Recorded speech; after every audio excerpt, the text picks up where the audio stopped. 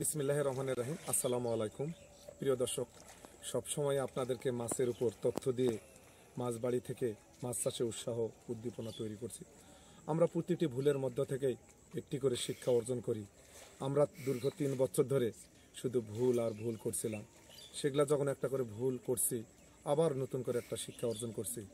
আবার যখন ভুল করছি, আবার শিক্ষা অর্জন করছি। এই করতে করতে আমাদের 24 সাল পেরিয়ে 25 সালের আগমন।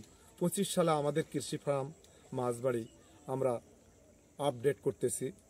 আমি আজকে নিজেকে উপলব্ধি করতে বাধ্য হয়েছি যে আমি আসলে মাছ চাষের কিছুই বুঝি না, কৃষির কিছুই জানি না। তাহলে আপনারা বলেন যে আসলে আমরা এতদিন কি করলাম। বাস্তবতা অত্যন্ত কঠিন, নির্মম। আমরা যত সহজ, আমি প্রথমে যখন মাছ চাষে আসছিলাম তখন আমি নিজেকে ভাবছিলাম যে পানি দিব, মাছকে খাবার দেবো আর মাছ হাটে বিক্রি করব, আর রাতে রাতে আমি বড় লোকের খাতার নাম লেখাবো। এটা আসলে বাস্তবে আসলে এটা অত্যন্ত কঠিন। আমরা এটাকে করতে যা অনেক কাঠখড়ি পুড়তে হয়েছে, তারপরেও আমরা হাল ছাড়ি নাই।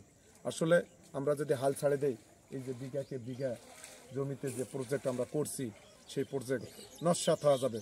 এটা থেকে মুক্তি পাওয়ার জন্য আমরা তিরপল যখন দিতাম, এই যে এঁদুরগুলা দেখতেছেন আমরা সব সময় মারতেছি, এই এঁদুরগুলা আসলে আমাদের তিরপল কানা করে দিয়ে বা ছিদ্র করে দিয়ে আমাদের সমস্ত মাছ গোটা মাঠে দেয়, তখন আমাদেরকে লস গুনতে হয়। এই বছর আমরা টিন দিচ্ছি সাপোর্ট, যাতে করে এই টিনগুলা কাটতে না পারে। আমরা কিভাবে দিচ্ছি, ওই সাইডে যত পাবো। প্রিয় দর্শক দেখুন, আমরা এখানে টিন দিচ্ছি, এটা একটা সাপোর্ট। এই পলিটা দিচ্ছি যাতে করে এই টিনটাতে আসলে মরিচা না ধরে।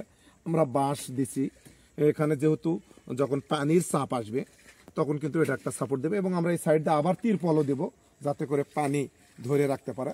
আমাদের পুকুরগুলোর সবচেয়ে যেটা বড় সমস্যা হয় সেটা হলো কম পরিমাণ গভীরতা থাকে।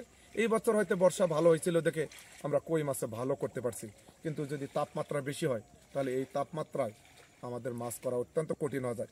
তাই এতটুকু অন্তত 3 থেকে 4 ফিট পানি আসলে মাছ চাষের জন্য আবশ্যক।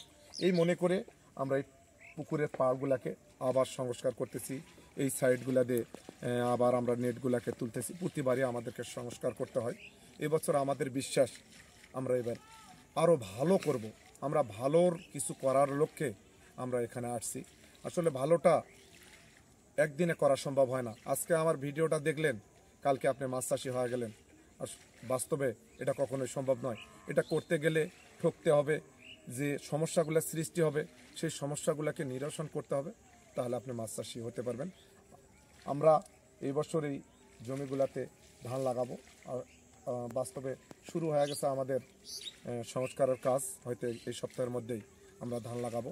ধান লাগালে আমাদের সুবিধা একটা, জমিগুলাতে যে অ্যামোনিয়াযুক্ত মাছের প্রস্রাব পায়খানা দিয়ে একটা যে খারাপ পরিবেশ থাকে, এটা ধান দিলে আমাদের ধানটা কোনো চাষ করতে হয় না, এখানে কোনো রাসায়নিক সার ব্যবহার করতে হয় না। আমরা এই বাংলাদেশে রাসায়নিক সার ছাড়া আমরা বোরো ধানটা করতে পারি। এই বছরও আপনাদেরকে বীজতলা আমরা দেখাচ্ছি, ভিন্নভাবে বীজতলা তৈরি করছি। এবং আমরা এই পুকুরগুলাতে আবার ধানের সাথে মাছ দেব, পুকুরও রেডি করতেছি। এখানে মাছ আমরা করে আবার এগুলাতে দিয়ে আমরা মাছ চাষে একটা এই শীতের সময়ও আমরা বসে থাকবো না। আসলে বাস্তবে যেটা আমাদেরকে সব সময়ই আমাদের পুকুরগুলাকে অনেক টাকা ইনভেস্ট করতে হয়। আমরা যদি শুধু মাছ চাষের উপরই নির্ভর করি তাহলে কিন্তু আমরা লাভবান হব না। আমরা লাভ করার যে খাতগুলো আছে সেগুলো সবসময়ই পর্যবেক্ষণ করি যাতে করে আমরা লাভ করতে পারি। তাই আপনাদেরকেও যারা এইরকম ধানের জমিতে মাছ চাষ করতে চান, সেগুলাতে দূরের অত্যাচারে বা গর্ত দিয়ে বা ভেঙে যা আমাদের মাছ গোটা, এই বছর 10 লক্ষ মাগুর মাছ ছিল ওই পুকুরটাতে। আমাদের অবগত আছেন আপনারা, কতটুকু মাছ বাড়ে গেছে জানি না। আমাদের কিন্তু একটা ভালো স্বপ্ন ছিল এবার, যে আমরা মাগুর মাছটার থেকে ভালো একটা আর্নিং করব। সেই স্বপ্ন এই হতভাগের দূত আমার নস্যাৎ করে দিছে। এই পুকুরটাতে প্রচুর পরিমাণ শিং ছিল, তিরপল দেওয়া আছে। আপনারা প্রিয় দর্শক কতটুকু দেখতে পাচ্ছেন এই দিকে। এই যে নেটগুলা এইভাবে ইঁদুরগুলা কাটে দেয়, দেওয়ার পরে গর্ত হয়ে চলে যায়। যখন আমরা এইভাবে টিনগুলা দিব তখন কিন্তু বাস্তবে এই ইঁদুরগুলা আমাদের কাটতে পারবে না, তিরপলগুলাকেও কাটে দেয়। আমরা আবার সুন্দরভাবে, যেহেতু হাল ছাড়লে আমরা সবই শেষ হয়ে যাবে, আমরা হাল ছাড়বো না ইনশাআল্লাহ। নতুন করে আবার শুরু করছি, আপনারা আমাদের সঙ্গে থাকবেন, আমাদেরকে 25 সালের জন্য দোয়া করবেন। আমরা মাছ চাষে বাংলাদেশের সবচেয়ে বড় চাষি হওয়ার স্বপ্ন দেখি, সবচেয়ে কম খরচে পুকুর নির্মাণ করার স্বপ্ন দেখি। আমরা মাছ চাষে ভালো করব এবং আপনাদেরকে ভালো করাবো, এই স্বপ্ন নিয়ে আমাদের মাছবাড়ির পথ চলা। এই পথ চলা যেন আল্লাহ পাক শুভ করে। 25 সালের পূর্ণাঙ্গ চিত্রটাই আমরা পাল্টে দেওয়ার, ভুল সিদ্ধান্তগুলোতে সঠিক সিদ্ধান্ত নেওয়ার পরিকল্পনা করছি। এটা আমরা যেন শেষ করতে পারি। আপনারা আমাদের মাছবাড়ির সঙ্গে যারা আছেন থাকবেন এবং আমাদেরকে উৎসাহ দিবেন। মাছ চাষে, ধান চাষে, কৃষিতে আমরা বিরাট বড় একটা ভূমিকা রেখে কৃষিকে স্বয়ংসম্পূর্ণ করার লক্ষ্যে সবসময় কাজ করি। বাকি কটা সময়ের জন্য কৃষির সাথে থেকে আল্লাহ পাকের নিয়ামত নিয়ে আপনাদের কাছে কোনো তথ্য দিয়ে আমরা যেন আপনাদের সঙ্গী হতে পারি, এই আশা ব্যক্ত করে শেষ করলাম। আসসালামু আলাইকুম।